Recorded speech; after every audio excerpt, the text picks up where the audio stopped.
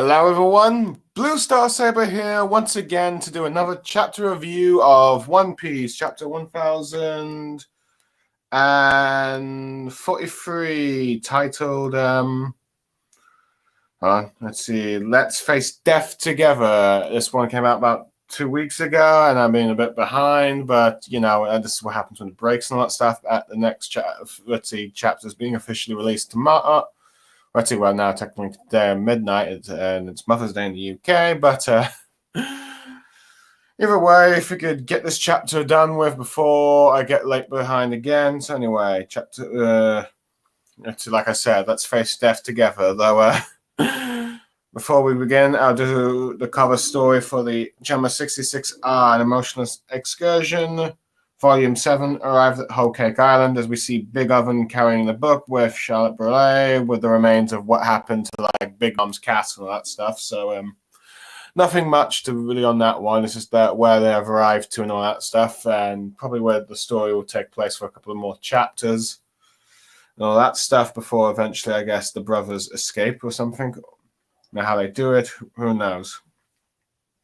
We're probably going to learn a bit more, but I think I'm not sure that. But let's see. I think it was probably the last chapter that confirmed Brûlée was still in here. But who knows? We'll probably get more confirmation on siblings.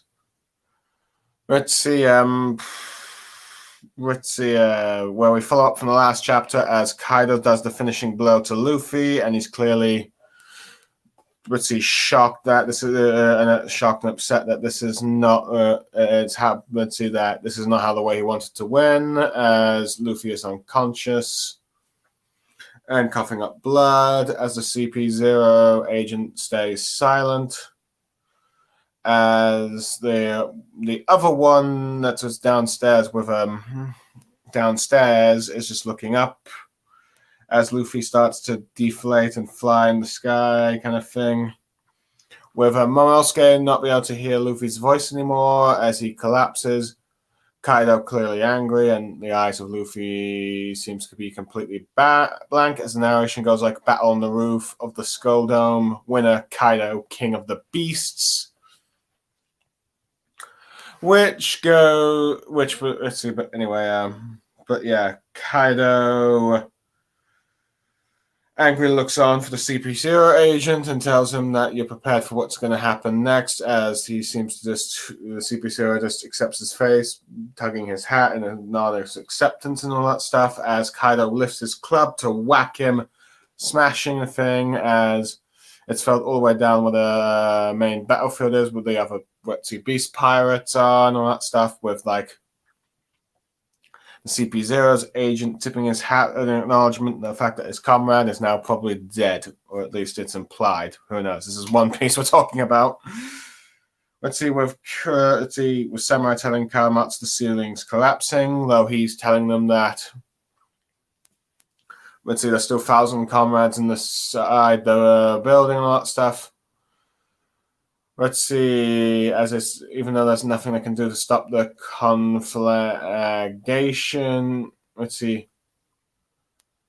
As he tells them to, lead out of his, there's no glory in dying by burnt to death. However, his men get attacked by Kaido's beam as the samurai notice that Kaido's here and all that stuff. With him announcing that, asking Momosuke to surrender, as Straw Hat Luffy is dead, and anyone else that wishes to challenge him must step forward now. With the Beast Pirates celebrating that their captain's victorious, while the samurai are shocked and think it's a lie. With Law commenting they can't hear, Luffy's voice. And Kid can't believe that. Luffy's also lost and all that stuff. With Law telling him that it's the cold reality, but they have no energy left to fight and all that stuff. Chopper is crying at the fact that Luffy is apparently gone. With Nami going out, storming angry, saying that this is a lie, it can't be. There's no way that Luffy would lose, and all that stuff. With Tama crying that, her big bro Luffy has probably died. As Nami continues to hold back the tears as she shouts that there's no way Luffy lost. lots of calling Kaido a liar, which Kaido comments on that she has some moxie. Let's see, fires a blast beam at Nami, regardless whether or not she believes him or not. But let's see, Marco is able to use his Phoenix powers to create a shield, which he used against the Kaido and King and Queen earlier, but used this to defend Nami.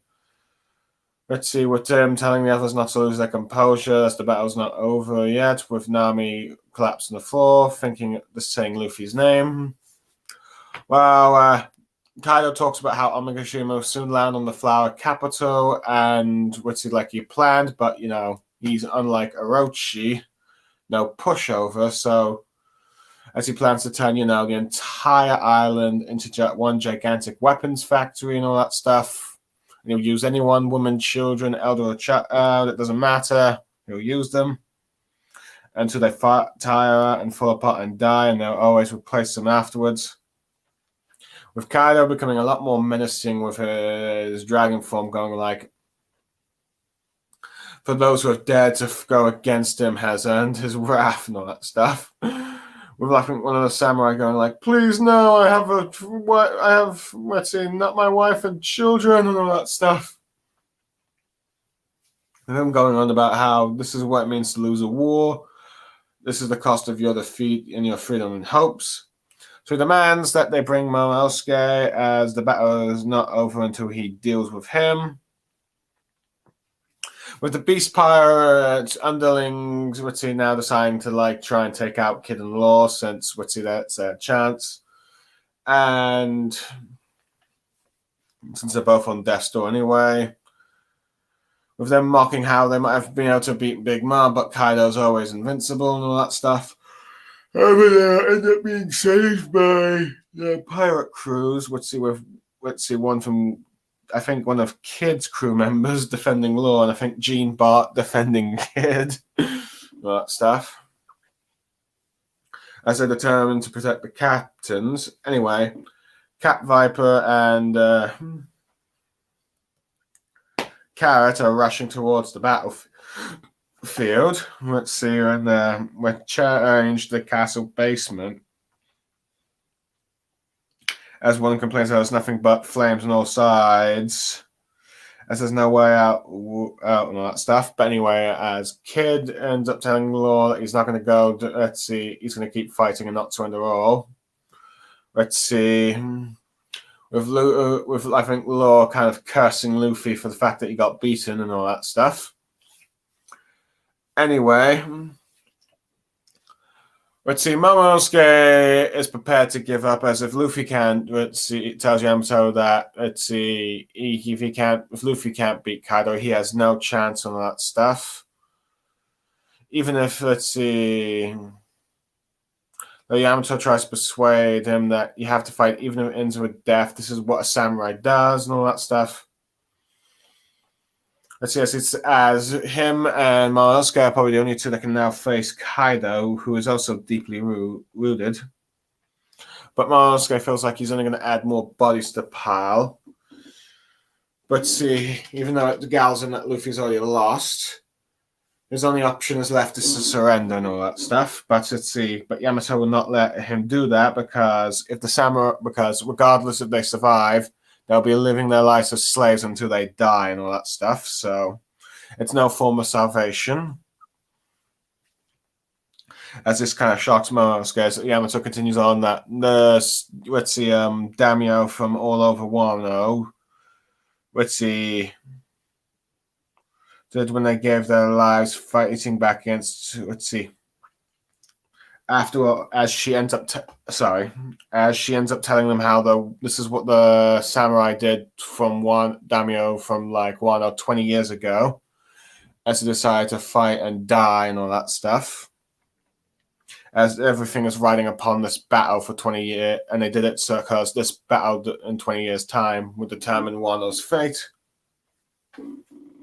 and tells him not to let it go to waste. Then that's fair. Then let's face death together. That if Momonosuke's going to let it go to waste, then let them face death together with the The two of them staring on as we cut to the battlefield where you see swords clashing, but Kaido's also blasting the enemy samurai down to the floor and all that stuff. Anyway, we cut back to Luffy, which has black eyes that look very similar to the Zenitsu. As speaking of which, he ends up hearing, let's see, as we are like close to Luffy, we hear the sound of badum, badum, badum, as the giant elephant tells Momosuke that he can hear it, which Momosuke asks what is he talking about. And he goes about how long it's been since he's heard the drums of liberation for the first time in 800 years. When Momosuke asks who is it, as Zenitsu says Joe Boy, and says as he's returned, as Luffy seems to head starts to change form, and as he grinning, ending the chapter. Okay, first of all, I like how we see just how much. As Kaido knocks down Luffy, he's still upset that he's clearly shaken and upset that this is how the fight has ended. This is not how he wanted to end this fight, as the narration for the first time declares a bad guy the winner, as the round 3 between Luffy versus Kaido is over, and Kaido has won. First opponent to defeat Luffy 3 times in a row, I think. But yeah, unless I'm missing something. Oh, at least during the course of the series, I know that Ace used to beat Luffy all the time when they were kids and all that stuff, but still. First major villain to do that. Not even Crocodile can say it. But anyway, I do like how, Kaido, immediately after Luffy ends up being defeated because of that CP0's interference and all that stuff. You can just see how angry and upset he is with him as he prepares to smash the CP0 agent, seemingly killing him. Now, granted, this is One Piece. We don't know if the guy is dead until Oda absolutely 100% confirms it and all that stuff. But at the moment, it seems to be implied, given the fact how the CP0's comrade seems to do the nodding of the top hat of his hat. Acknowledgement that his comrade is probably now dead, but filled out his duty for the world government and all that stuff, in which the leader of the CP0 seems to, at least the main CP0 masked CP0 agent, has acknowledged his that his death is coming and all that stuff, as there's no escaping Kaido. But it's interesting that with this guy now possibly dead, it seems like the CP0 might need a new figurehead or new leadership, when I have a feeling that's going to end up being Rob Lucci, because why else would Oda bring him back and all that stuff until eventually making him, leader of CP0, which will be quite interesting if that's the case. But anyway, Kaido, I do like how Kaido wastes no time after Luffy's been, being defeated, ends up storming to where the main battlefield to declare that Straw Hat's been defeated. Momosuke, come out here and surrender, or I'll wipe everyone out. And and this is the best thing that probably all the Beast Pirates have probably heard after all the bad news of Topi Ropo, All Stars, the other crew members defecting and all that stuff. Their captain has defeated the enemy general and all that stuff, and this time he is here to prove it, rather than just some announcement kind of thing. And this is the worst news that all the samurai and the allies could have, is no, this gotta be a lie, and all that stuff. And with some of people Kid, Law not able to hear Luffy's voice, and they can't believe it and all that stuff. And you see with others more like Chopper and Tama crying that, no, Luffy. But I do like Nami's reaction. I mean, Nami's loyalty to Luffy has been shown really well, particularly with the last two Whole Cake Island. And hearing Water about how Luffy will be the pirate king and all that stuff, particularly when she was confronted by Ulti and all that stuff. And here she's like, She's going right straight to the face of Kaido, saying, "No, you're lying! Stop lying!" Even though that draws his attacker, draws his blast breath at her, though he does give her credit for being, I suppose, courageous in defending her captain or something. But yeah, but luckily for her, Marco saves her and all that stuff. And I do like how Marco says not to let it lose your composure as he uses his flame shield thing. And it's nice to know that can actually block a Yonko's blast breath and all that stuff. So, despite the fact that Marco didn't really, hold on, let me just let's see. Finish off. Let's see. Defeat anyone specifically in this arc. He still plays quite a huge role and all that stuff. But yeah, and even if it's just protecting the Straw Hats or keeping enemies at bay for the time being. But yeah. Anyway, I do like how Kaido, to show just how much he seriously let's see, bring Momonosuke out here, or you all die. Your options are either die or surrender and live the rest of your lives out as slaves and all that stuff, as he intends to do that with everyone in Wano. Even when some of the samurai plead, saying that this is the price of war if you lose and all that stuff, you don't get to decide your, let's see, outcome, or your fate, if you will. But anyway, I do like how the Beast Pirates, now that Morales is back, because Kaido is, let's see, still reigning supreme, even though Big Mom's been defeated and all that stuff. It's like, we still have Kaido, and you lot are all down or weakening down to the count. Let's see, particularly like Kid and Law. Though I do like how their crewmates defend them, even though it's the opposite crew member. From the opposite crew for like I mentioned earlier with Jim Bart defending Kid. But anyway, I also do like how dire the situation is, as we saw with Kawamatsu and Cat Viper and all that stuff. That the fires around the walls are still blocking all the entrances, and they have to hurry to try and save everyone. Otherwise, they're all doomed. I feel like Kid and Law refuse to go down without a fight, even though Law's a bit disappointed that he cursing Luffy that they're in this current situation with him. Anyway, it's interesting that let's see, but anyway, let's die together. This is the main title of the chapter. It's pretty much focusing on what the conversation of the highlight's supposed to be.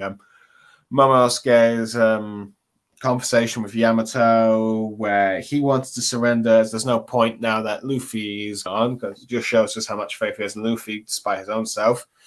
Even though Yamato says that, let's see, they shouldn't give up the fight because she and Momonosuke should probably be more capable enough, at least stand a decent chance of fighting a wounded Kaido, even after he's fighted Luffy and all that stuff. Though Momonosuke doesn't wonder what the point. I do like it. Though Momonosuke says more people will die if I don't surrender soon straight away. So I don't want to risk any more lives. But I do like how Yamato's response that if they do live, they'll end up being Kaido's slaves, and that's not really a life worth living for. And I do like how she brings up the daimyos from 20 years ago, when the ones that she was locked in a cell with, who decided to break free and fight, even though they know they were going to die if they defied Orochi and Kaido. Also, they can make this battle 20 years happen in the future, with Yamato playing a key part and all that stuff. Telling Momonosuke to not let their lives go to waste, and tells him that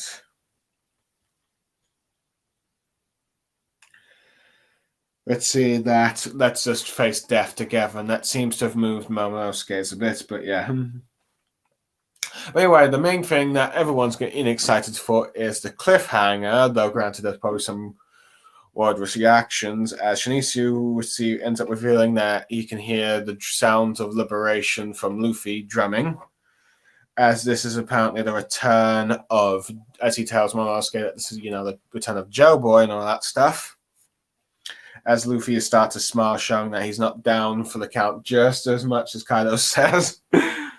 and all that stuff. So for many people, this is clearly a sign of Luffy using, let's see, doing Gear 5 or Awakening, if you will, or one of the two, or let's see, both. For this, that might be what the Gear 5's Awakening is, and the Awakening is, and all that stuff. But yeah. Now, granted, let's see, the unofficial release of this chapter is already out, so I know what it is, but I will admit I know that there's been a couple of theories going on that Luffy's devil fruit is the Racin, I think. I think that's how you pronounce it. Racin. Let's see, hold on. Let's see. One Piece rubber to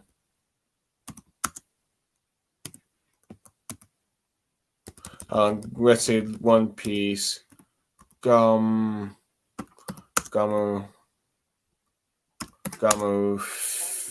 Theory. Let's see, I think it was no, but I'm just trying to let's see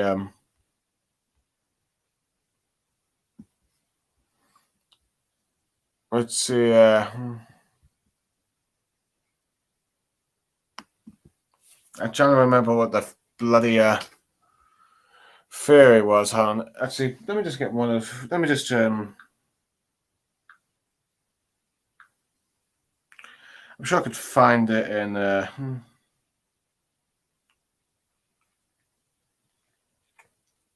In one of the comment sections and one of the other sites and all that stuff.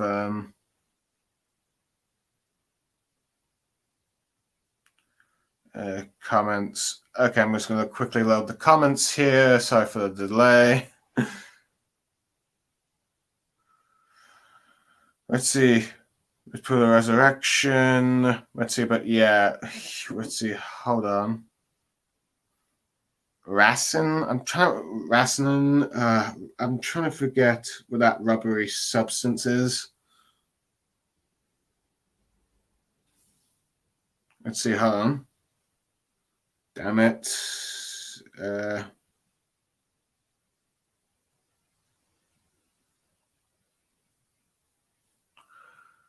Let's see. Hold on. Give me a sec. Sorry. Damn it. Let's see. Hold on. Let's see. Let me just take a look at this theory.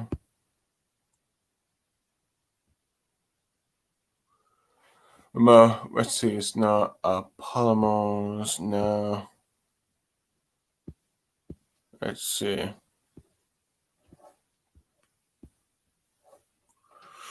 Let's see. I don't know that. Let's see. One of the theories. Let's see. One of the theories is that I'm trying to remember that Luffy's devil fruit was, a special paramecia, like Katakuri's devil fruit and all that stuff. Let's see. And that let's see, so it's like, let's see, Luffy's fruit is going to be more of like, I'm trying to remember. Let's see. I'm trying to recall what Racin or something. I think that's what it is. Let's see.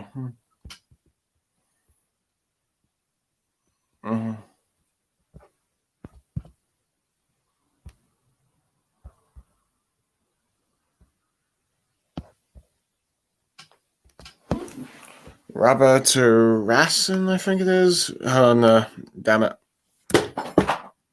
Damn it.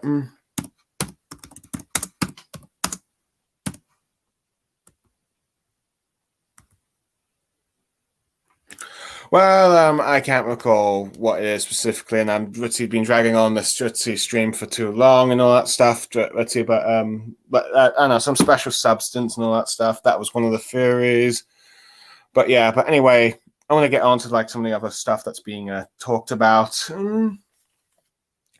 Mainly some of the fact that apparently, according to an issue, this is something that has not happened in 800 years and all that stuff. As this is probably clear that, this chapter's confirmed that Luffy's devil fruit is pretty much what the world government was talking about, even though that was probably should have been hinted at kind of clear when who mentioned and all that stuff. But yeah, but apparently Joe Boy has returned, and this has got many people wondering, like, wait, is Luffy reincarnating? Is he being possessed by Joe Boy and all that stuff? And this has led to some comparisons from Naruto being Ashura from like with the reincarnation thing, but of course that yet remains seen.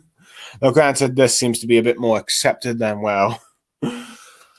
We'll see how Naruto did it with Ashura, as many felt like this was like, a supposed underdog actually does have a grand destiny and all that stuff, though granted, I think everyone's known for a long time that Luffy's fate is to become the Pirate King and liberate this world and all that stuff.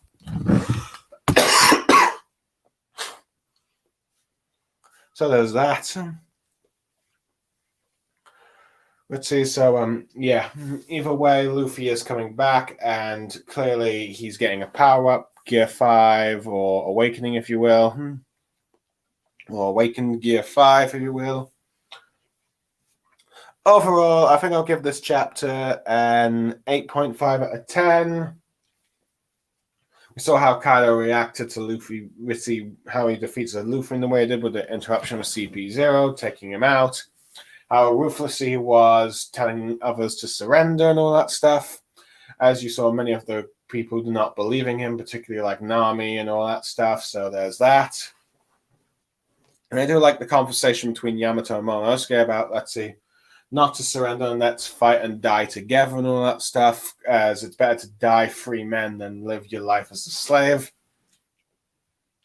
And then, of course, the cliffhanger of Zenitsu telling us that Joe Boy has returned with Luffy's new power awakening and all that stuff. So, yeah. Pretty fun chapter. The official one will come out tomorrow, and hopefully I won't wait till last minute to review it. For those who have ended up watching this, I thank you for doing so. I am Blue Star Saber, signing off.